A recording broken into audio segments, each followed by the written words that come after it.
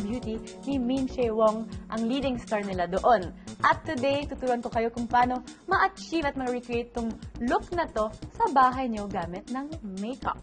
So, ito yung mga kailangan nyo kasi as you can see, yung mga Koreana, especially sa teleserye na yan, sobrang simple talaga yung beauty nila. Usually, clean foundation lang, tapos black liner lang ang gagamitin nila.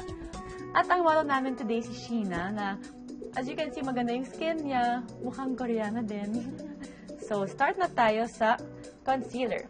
Dapat piliin nyo ang concealer na pareho sa color nyo or konti-konting mas darker. Hindi yung mas lighter kasi pangit pag may parang raccoon eyes na medyo maputi.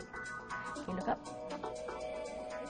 At syempre sa Korea, swak na swak ang blush. Yun ang parang pinaka-importante sa makeup nila. Yun ang pinaka-halata. Wala silang eyeshadow, wala silang contour ng mata. Kahit yung contour ng nose, hindi sila usually mahilig sa nose contour. Mas yun sa Thai, mga Thai people. Pero yung mga Koreans, Japanese, Chinese, ayaw nila mag-contour sa nose. So, for foundation, same rule apply.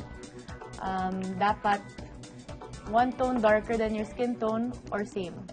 Pag ayaw nyo masyadong makapal yung makeup nyo, pwede din mag-mix ng konti yung foundation nyo with facial cream para mas light yung coverage.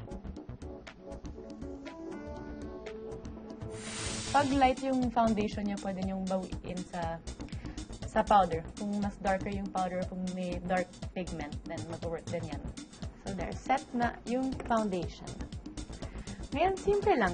Sa mga eyebrows, syempre dapat kailangan maganda yung shape. As you can see, sa kanya parang medyo elongated na straight, hindi masyadong curve. So, gagayahin natin yan.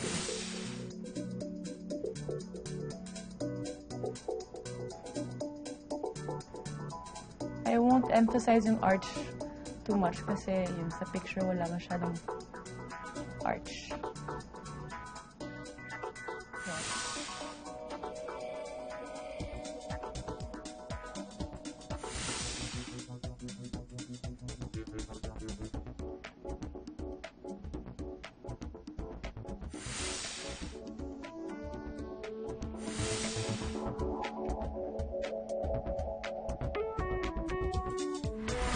At ayan mga ka-taste buddies, Min Jae-wong